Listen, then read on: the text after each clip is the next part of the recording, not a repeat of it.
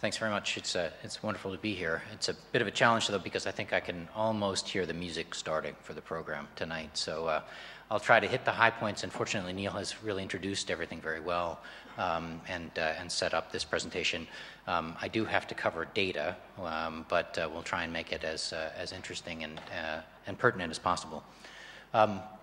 So in terms of disclosures, I was an investigator on the trial, phase 3 trial, and I've also been a proctor at European sites. I'm not actually paid for either of those things.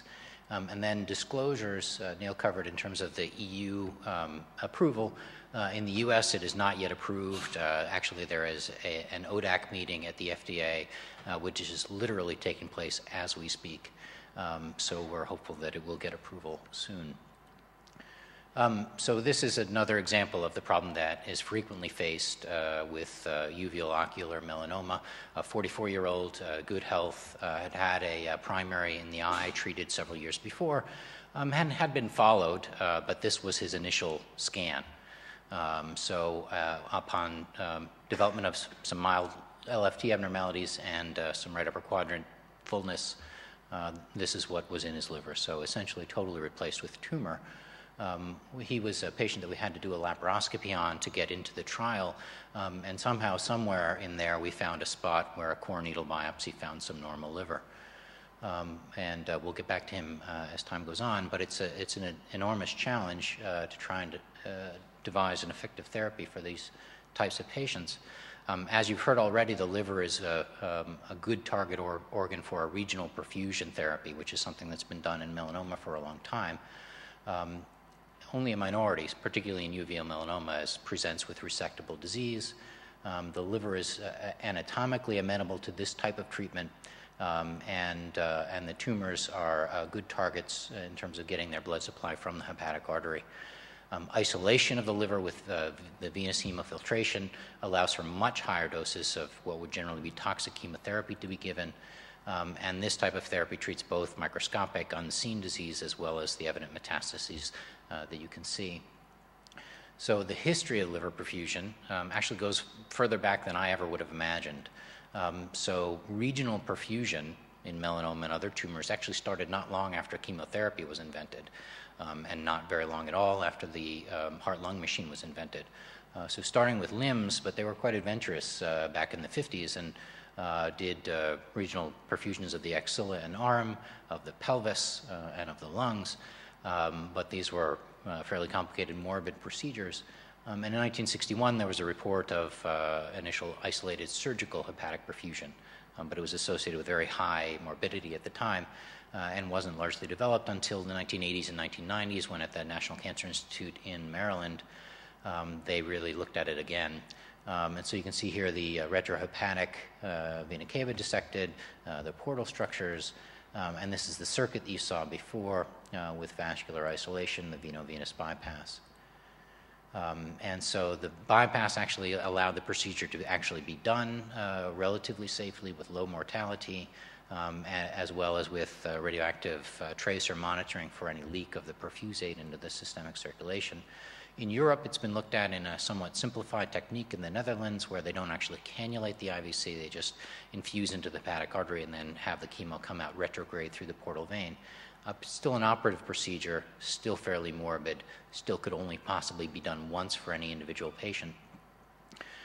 So the Delcast system allows this to be done in a way that it is percutaneous, less acutely toxic, and repeatable. So the chemotherapy is infused through the hepatic artery. That then is captured between those balloons in the IVC and drained out. And extracorporeally, it passes through activated carbon filters that remove the chemo, and then that cleansed blood is returned to the patient. So you go from this for isolation to this. And so it's much easier on the patients in terms of being able to tolerate it. And so I'll skip through the phase 1 real quick. Basically, it was designed to show feasibility of the therapy and determine the maximal tolerated dose. And what came out was essentially the toxicities were based on what chemo made it into the systemic circulation and bone marrow toxicity, with neutropenia, pancytopenia. There was transient toxicity in terms of the liver, probably more based on the vascular changes than on the chemotherapy itself. and 3 milligrams per kilogram was the maximum tolerated dose. A 50% response rate was noted in the uveal melanoma patients. This was a mixed phase 1 population with 2 complete responses. So that signal was enough to focus attention on uveal melanoma as one of the primary targets for the therapy initially. As you saw before, the pharmacokinetics show good extraction. This is open hepatic perfusion and the isolation of what the liver sees and what the body sees, and very similar effects in terms of the percutaneous approach. There was a phase 2 trial that was initiated actually concomitant with the phase 3 trial. This was in neuroendocrine cancers, and I'll just skip through this. This is an example of one of the responses, and this is the waterfall plot. Essentially, each bar is one patient's maximal response, and as opposed to what you might normally see with the tumors that are resistant to systemic therapies, the waterfall plot here is very, very good for the neuroendocrine tumors. And then, so I'll focus really on the phase 3 trial, which is where the bulk of the data come and where there's, I think, the best indication of efficacy. So the trial was a multi-institutional trial. It started at the NCI and then was expanded to several centers around the United States. And the trial design enrolled patients with melanoma, both cutaneous and ocular, and they were randomized then to initial chemotherapy with the Chemosat PHP protocol versus any alternative therapy. When the trial was begun, even in cutaneous melanoma, there was nothing that had any indication that it did any good. So it was felt that the patients could go on trial, they could get chemotherapy, supportive care, whatever, and it wouldn't make any difference in terms of their outcomes. The primary endpoint of the trial was hepatic progression-free survival, and that'll be important in terms of how the results are interpreted, with secondary endpoints of hepatic response rate, overall, including extrahepatic progression-free survival, and then overall survival. And very importantly, in terms of the overall survival data, patients who progressed on the best alternative therapy were allowed to cross over and get PHP at the point of hepatic progression. The trial randomization worked well in terms of stratifying for risk factors. The main difference is that there was a somewhat higher rate of better performance status patients in the BAC arm than in the PHP arm, but for other things they were largely well matched, including in terms of the extent of disease. The toxicities were very similar to what had been seen in the prior phase 1 and 2 studies, that is primarily bone marrow toxicity with neutropenia and thrombocytopenia prominently, transient elevations of the transaminases, and then importantly acute cholecystitis in one case, not clear if that was related or not, and then gastric ulcer perforation actually occurred early on in the trial. As you saw from Neil's pictures, that there is a great deal of vasospasm that occurs in the context mainly of the hypotension that goes along with initiating the filtration. It's a brief period, about 5 minutes of that hypotension that then equilibrates. But during that period, early on in the trial, they were infusing into those spasmed arteries, and there was reflux clearly into some of the other visceral vessels, which probably led to those other complications. There were 3 deaths, 2 due to the bone marrow toxicity and febrile neutropenia, and the third due to liver failure. And it's not clear, that may very well have been from progression of disease, but it's counted against the therapy. As you saw, the impact on the primary endpoint of the trial, that is hepatic progression-free survival, was marked. It well exceeded what the statistical assumptions had been in planning the trial and was highly statistically and clinically significant. In subset analysis, it didn't appear that this was concentrated in a particular group of patients, so everyone seemed to derive the same type of benefit in terms of hepatic progression-free survival. The one exception is those patients that had a large volume of disease, greater than 50% radiographic replacement of their liver with tumor, did particularly well, particularly better than those patients that had a lesser amount of tumor. In terms of overall progression-free survival, that includes extrahepatic progression, very similar numbers. There were a few patients that progressed outside of the liver earlier, and so that shifts this over to the left a bit, but still a marked improvement because the site of failure is largely the liver for all of these patients. This is the waterfall plot for the two arms of the trial in terms of hepatic response. So this is what we're used to seeing in melanoma. That is, the waterfall is mostly going up. And this is what was seen in terms of the liver responses for those patients who got perfused. The blue are the confirmed responses with scans at least 4 weeks after the initial response was seen. But you can see the dramatic difference between these two treatment arms. Overall survival, there was no significant difference.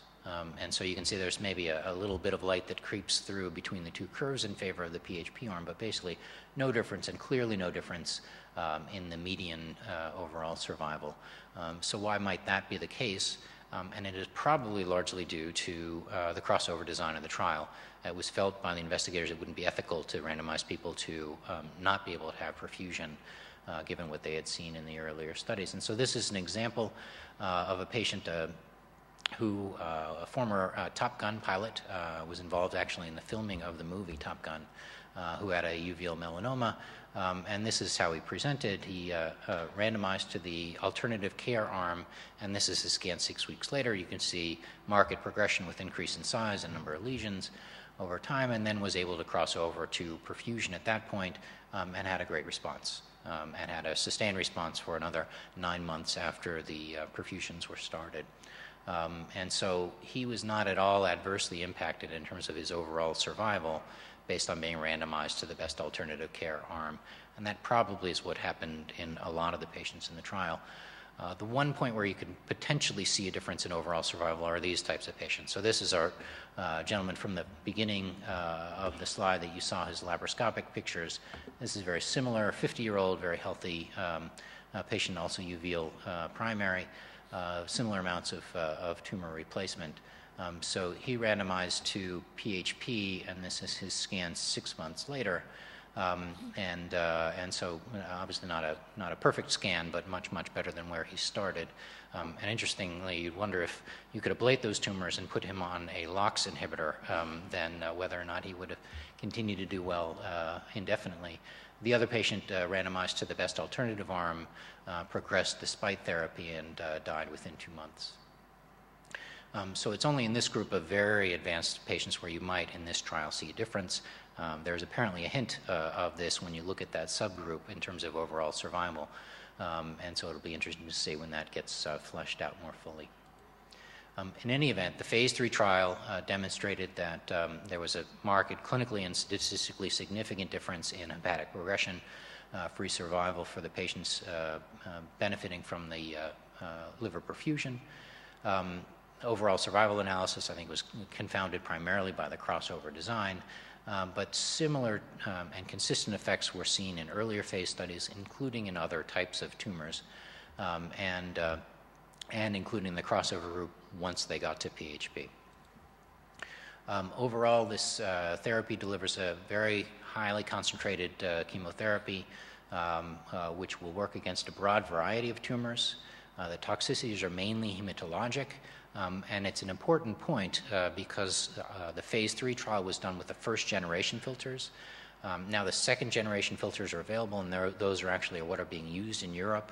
And so we'll have to see the first generation filters in terms of extraction efficiency removed about 75 to 80% of the chemotherapy. And at least in benchtop experiments with the new filters, that efficiency is now around 95%. And so it may be that these toxicities will be less. We'll have to wait for the clinical data to see if that's true or not. Also working in other tumor types, and melphalan is a broadly effective chemotherapeutic. So just to recognize the investigators, both at the NCI and at the other centers in North America who participated in the study and made it possible. So thanks very much for your attention. I'm glad to have been here.